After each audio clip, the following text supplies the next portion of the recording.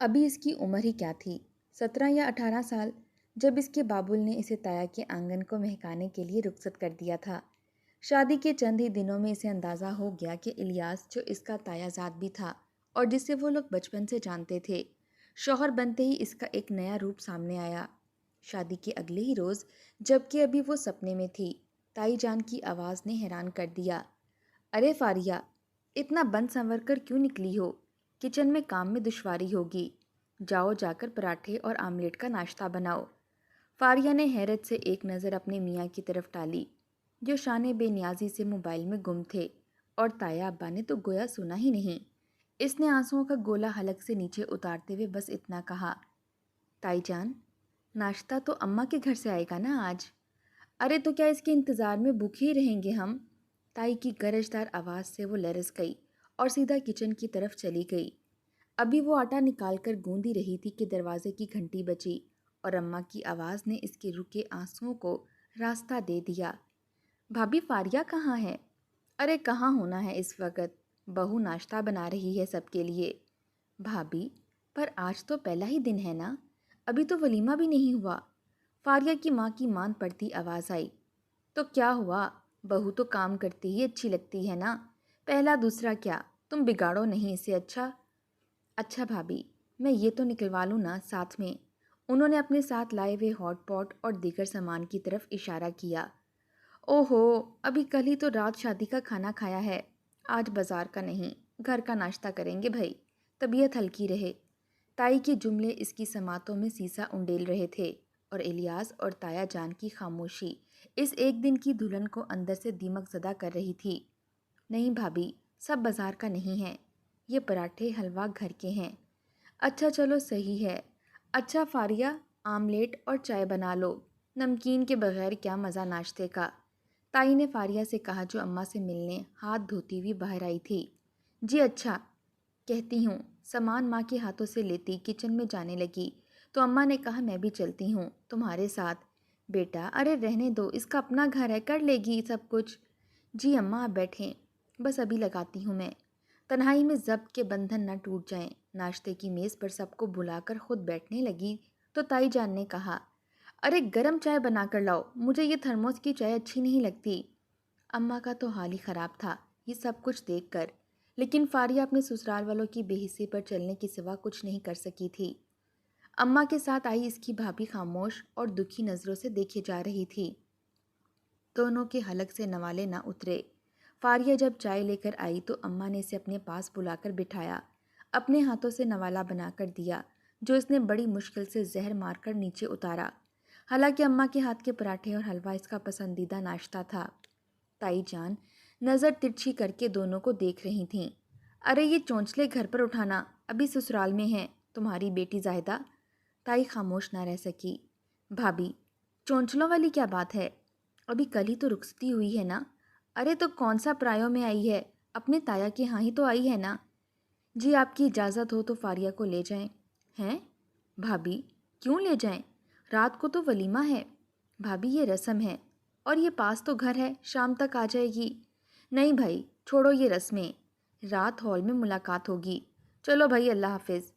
اماں آنسو پونچھتے اداس نظروں سے اسے دیکھتے باہر کی سمت چل دی، اور فاریہ اپنی ماں کی بے عزتی بھی چپ چاپ سہ گئی کہ اس کو میکے سے تربیت ہی ایسی ملی تھی۔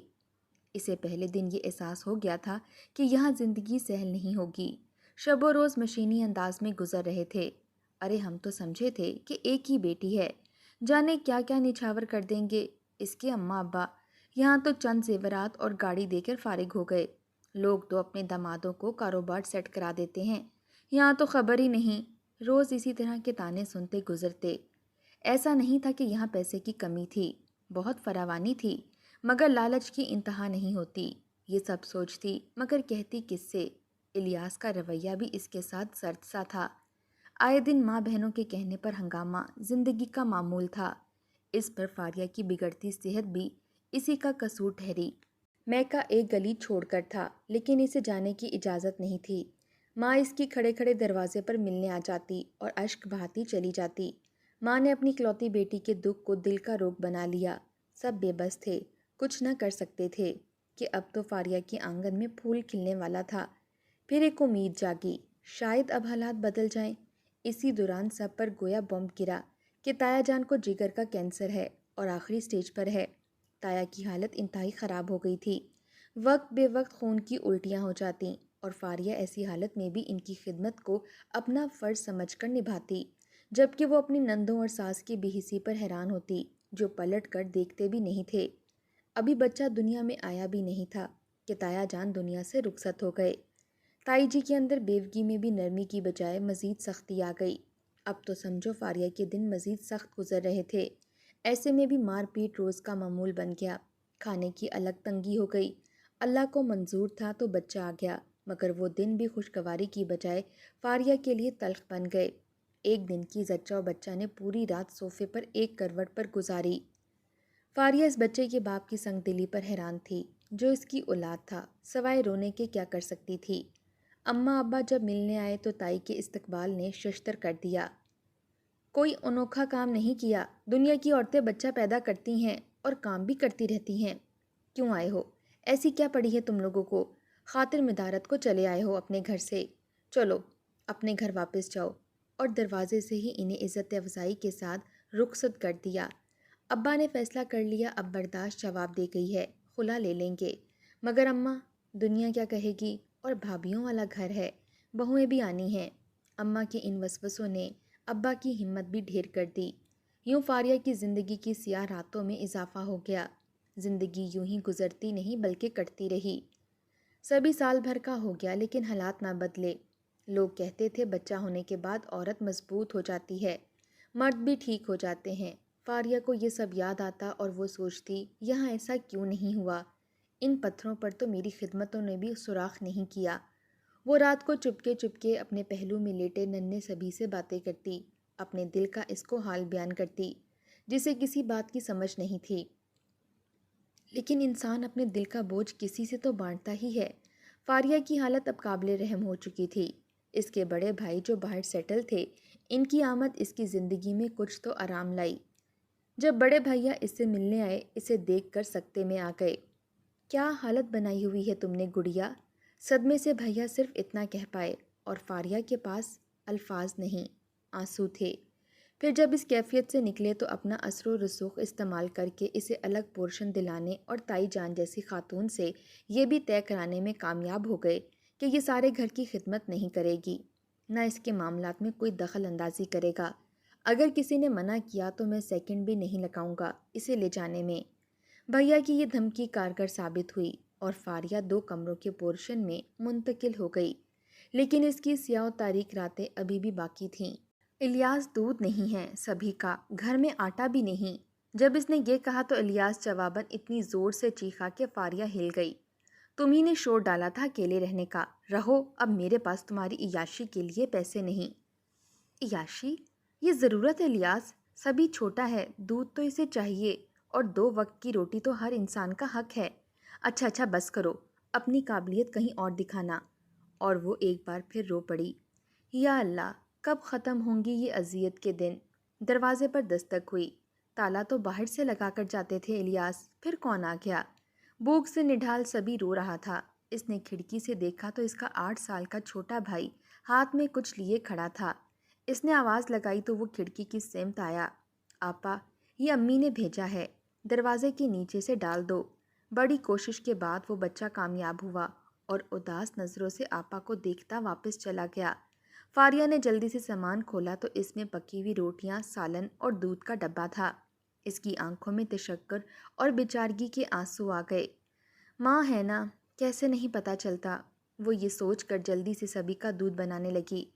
ہر دن آزمائش بنا ہوا تھا اور ہر رات عذاب۔ عورت بے بس ہو جاتی ہے مرد کی مردانگی کے آگے۔ اسی دوران گرتی صحت کے باوجود اسے پتہ چلا کہ وہ پھر ماں بننے والی ہے۔ فاریہ کے بدن میں کاٹو تو لہو نہیں۔ اف، کیسے ہوگا سب؟ کیسے سنبھالوں گی؟ سبھی ابھی 3 سال کا ہے، اس کا خرچہ پورا نہیں ہوتا، کیا کروں گی میں؟ یہ سب سوچیں اسے پریشان کر دیتی، لیکن اس کی ماں اور چھوٹے بھائی نے اس کا بہت ساتھ دیا۔ ماں چپکے سے روٹی، سالن، پھل، دودھ سب بھائی کے ہاتھ بھجوا دیتی۔ وقت کہاں رکتا ہے، چلتا ہی جاتا ہے۔ گزر گیا اور اس کے گھر ننھی پری آ گئی۔ اسے دیکھ کر فاریہ کے منہ سے بے ساختہ نکلا، میرے اللہ، اس کا نصیب میرے جیسا نہ ہو، اسے خوش و آباد رکھنا۔ اور اس کی ماں بھی تڑپ گئی۔ فاریہ کی آزمائش بڑھ گئی۔ الیاس نے انتہا کر دی۔ مار پیٹ، چیخو پکار بڑھ گئی۔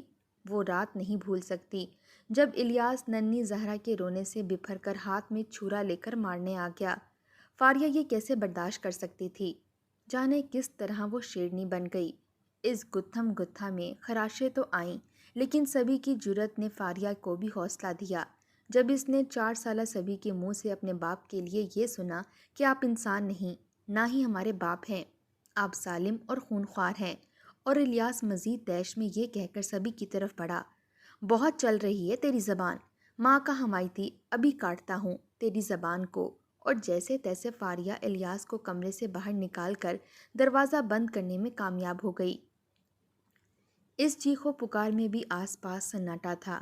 فاریہ پوری رات اپنے 2 بچوں کو سینے سے لگائے سہمی بیٹھی رہی۔ اسے لگتا تھا اگر اس نے جھپکی بھی لی تو الیاس چرا لے گا۔ صبح صبح جیسے ہی باہر آمد و رفت ہوئی تو وہ کھڑکی سے لوگوں کو دیکھتی رہی کہ کوئی جاننے والا نظر آ جائے۔ اسے انکل اسلم نظر آئے اور اس نے انہیں اشارہ کیا، آواز لگائی کہ اماں ابا یا بھائی کو بلا دیں۔ وہ کچھ سمجھے تو نہیں، مگر اس کی آنکھوں نے بتا دیا کہ وہ کسی تکلیف میں ہیں۔ وہ اشارہ کر کے تیزی سے ابا کی طرف چلے گئے۔ ایک گلی سے دوسری گلی کا فاصلہ ہی کتنا ہوتا ہے، لیکن یہ بھی فاریہ کو صدیاں لگ رہی تھی۔ ابا، بھائی اور اماں کی آواز نے اس کے بے چین وجود میں جان ڈالی۔ دروازہ کھولتے ہی وہ نیم بے ہوش سی ماں کے گلے لگ گئی۔ 4 سالہ سبھی جو ان حالات میں اپنا معصوم بچپن کھو چکا تھا، اس نے سب کچھ اپنے نانا نانی ماموں کو بتایا۔ بالآخر فاریہ اپنی ماں کی دہلیز پر 2 بچوں کے ساتھ آ گئی۔ کچی عمر کا ہر خواب، ہر خواہش چکنا چور ہو گیا۔ واپس آ کر اسے احساس ہوا کہ شادی کے بعد میکا بھی اپنا نہیں رہتا۔ کوئی کچھ نہ بھی کہے، اندر ہی اندر یہ احساس مارتا رہتا ہے کہ کسی کو کچھ برا نہ لگ جائے، کوئی کچھ کہہ نہ دے۔ انہی سوچوں میں غرق اس نے خود کو سب کی خدمت کے لیے وقف کر دیا۔ کسی کو کوئی بھی کام ہو، فاریہ حاصل ہے۔ اس زندگی سے فاریہ اکتا جاتی، لیکن اس کے پاس کوئی راستہ بھی تو نہ تھا۔ وہ جان کر خود کو اتنا تھکانا چاہتی تھی کہ رات کو جب بستر پر جائے تو گزشتہ کسی دکھ کی پرچھائی اسے تنگ نہ کرے، اور وہ اس میں کامیاب بھی تھی۔ ماہوں سال یوں ہی گزرتے رہے۔ بچے ان حالات میں وقت سے پہلے ہی بڑے ہو گئے۔ بچے باپ کے ہوتے ہوئے بھی خود کو یتیم سمجھنے لگے۔ ان کے لیے ان کا باپ، دوست، ان کی ماں ہی تھی۔ سبھی اپنی ماں کی مجبوریوں کو سمجھتا اور اس کی مشینی زندگی میں بہار لانا چاہتا تھا۔ اسی مقصد کے لیے اس نے اعلیٰ تعلیم کے لیے باہر کا راستہ چنا۔ وہ شروع سے ہی لائق تھا۔ اسکالرشپ پر باہر گیا۔ انتھک محنت اور لگن سے اس نے پڑھائی اور نوکری ساتھ ساتھ جاری رکھی۔ وہاں بھی اس کا شمار ٹاپ طالب علموں میں ہوتا۔ آخر وہ دن آ گیا جب سبھی نے اپنی ماں اور بہن کو اپنے پاس بلانے کی ٹھانی، تاکہ اس کی ماں جو اس خوف سے کہیں یہ کوئی کچھ کہہ نہ دے، میرے والدین پہ کوئی انگلی نہ اٹھائے، اس دنیا سے آزاد دنیا میں قدم رکھے۔ اس کا خواب شرمندہ تعبیر ہوا۔ اس کی خوشی کی انتہا نہیں تھی جب وہ ایئرپورٹ پر اپنی ماں اور بہن کو لینے آیا۔ فلیٹ میں آتے ہی وہ ننھا سا سبھی بن گیا جو اپنی ماں کی گود میں سر رکھ کر رونے لگا۔ اس دن فاریہ کے آنسو بھی نہیں رک رہے تھے، لیکن یہ آنسو دکھ کے نہیں، تشکر اور خوشی کے تھے، اور ان بہاروں کے تھے جس کا انتظار فاریہ کو مدتوں سے تھا۔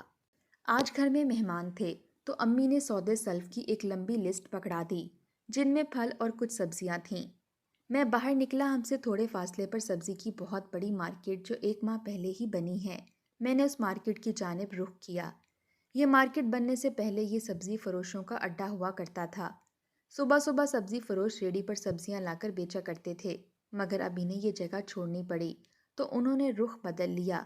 یہاں بس ایک ہی بزرگ کبھی کبھی ریڑھی پر سبزی بیچتے نظر آتے۔ آج اتفاق کی بات ہے کہ جیسے ہی میں اس ریڑھی کے قریب پہنچا تو والد صاحب کی کال آ گئی اور میں نے وہیں کال ریسیو کر لی۔ ابو کے پوچھنے پر میں نے بتایا کہ بس مارکیٹ سے سبزی لے کر گھر جاتا ہوں۔ میں نے کال بند کی اور مارکیٹ کی طرف جانے لگا کہ مجھے لگا کہ کسی نے مجھے آواز دی۔ پیچھے دیکھا تو وہی سبزی والے بزرگ اشارہ کر کے بلا رہے تھے، تو میں ان کی طرف گیا۔ میں نے سلام کیا اور پوچھا، جی بابا جی، آپ نے مجھے بلایا؟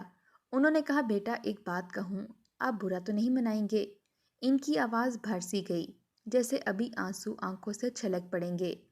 میں نے کہا جی بابا جی ضرور کہیں، میں بھلا کیوں برا منانے لگا آپ کی بات کا۔ اب ان کی آنکھوں سے آنسو گر کر ان کی سفید داڑھی پر جا رکے۔ میں نے کہا کیا ہوا بابا جی، آپ بتائیں تو۔ انہوں نے بہت درد بھری آواز میں کہا، بیٹا مارکیٹ میں جو سبزی آپ کو جس قیمت پر پڑے گی میں اس سے بھی آدھی قیمت میں آپ کو سبزی دے دوں گا۔ جس قیمت لایا ہوں آپ اسی قیمت پر لے جائیں، میں آپ سے 1 روپیہ بھی منافع نہیں لیتا۔ یہ کہتے کہتے وہ رو پڑے۔ یقین کریں میرا دل چاہا میں بھی وہیں رو دوں، اتنا درد تھا ان کی آواز میں، ان کے لہجے میں، بیان نہیں کر سکتا۔ پھر وہ ذرا خاموش ہوئے اور گویا ہوئے کہ بیٹا آج صبح سے ایک گاہک بھی نہیں آیا، سب مارکیٹ کا رخ کر جاتے ہیں۔ میرے پاس جتنے پیسے تھے صبح منڈی جا کر سبزی لے آیا۔ بیٹا تم تھوڑی سبزی بھی لے لو گے نا تو میرے بچے آج کھانا کھا لیں گے۔ جتنے بھی پیسے تم دو گے میں لے لوں گا، ورنہ انہیں پھر بھوکا سونا پڑے گا۔ میری بیوی اور میری 2 بچیاں ہیں جو گھر میں انتظار میں ہوں گی کہ کچھ لے جاؤں تو وہ پکائیں۔ میرے پاس مزید کہنے کو کچھ نہیں تھا۔ ان کی آنکھوں سے بے بسی سے گرتے آنسو اور ان کے لہجے نے میرا رواں رواں جھنجھوڑ کر رکھ دیا۔ میں نے امی کی لکھی ہوئی لسٹ کو سائڈ پر رکھا اور جو سبزی تھی وہ ڈبل کر کے ان سے لے لی اور انہیں کہا کہ اسی مارکیٹ والے ریٹ پر دیں۔ ان سے سبزیاں اور کچھ پھل لینے کے بعد میں گھر کو چل دیا، اور ان کی دعائیں سننے کے بعد مجھے جو دلی سکون ملا وہ بیان سے باہر ہے، جیسے دل سے کوئی بوجھ ہٹ گیا۔ میری آپ سب دوستوں سے دل سے یہ ریکویسٹ ہے کہ خدارہ مارکیٹوں میں بیٹھے ہوئے اور بڑے بڑے سٹور مالکان کو تو اللہ نے ویسے بھی بہت دیا ہوتا ہے، ان کے پاس کوئی کمی نہیں ہوتی، نہ روپے پیسے کی اور نہ ہی گاہکوں کی۔ اس لیے کوشش کیا کریں کہ کہیں اگر کوئی بزرگ سبزی فروش یا کوئی بھی آپ کی ضرورت کی چیز بیچ رہا ہو جو کہ آپ نے ویسے ہی مارکیٹ میں جا کر لینی ہے، تو کیوں نہ کسی مسکین اور غریب شخص سے لے لیں۔ یہ وہ غیرت مند اور ولی لوگ ہوتے ہیں جو کسی بھی صورت کسی کے سامنے ہاتھ نہیں پھیلاتے، بلکہ تھوڑا ہی صحیح مگر رزق کے حلال کماتے ہیں۔ آج ہم نے بڑی بڑی مارکیٹوں میں 10 کی چیز 50 میں خریدنے کو اپنا اسٹیٹس سمبل بنایا ہوا ہے۔ پلیز پلیز پلیز یہ کوشش کریں کہ ایسے لوگوں سے اپنی ضرورت کی چیزیں خریدیں۔ ہمیں نہیں معلوم کہ جس عمر میں ان کو آرام کرنا چاہیے یہ اس گرمی سردی میں نہ جانے کس مجبوری کے تحت کام کر رہے ہیں۔ اور ایک اور بات، اگر یہ 1-2 روپے زیادہ بھی مانگ لیں تو کوشش کریں کہ نیکی سمجھ کر بھید بھاؤ نہ کریں، شاید کسی کی دعا کام آ جائے۔ ان 2-4 روپے کا میری آپ کی ذات پر تو کوئی فرق نہیں پڑے گا، مگر ایک غریب کے لیے یہ بہت معنی رکھتے ہیں۔ یہ غریب اور بزرگ آپ کو اسی قیمت میں آپ کی ضرورت کا سامان بھی دیں گے، اور دعا مفت کی۔ پھر جو خوشی جو سکون آپ کو ملے گا آپ سوچ بھی نہیں سکیں گے۔ ایک بار آزما کے دیکھیں، وہ کہتے ہیں نا کہ نہ جانے کس بھیس میں خدا مل جائے۔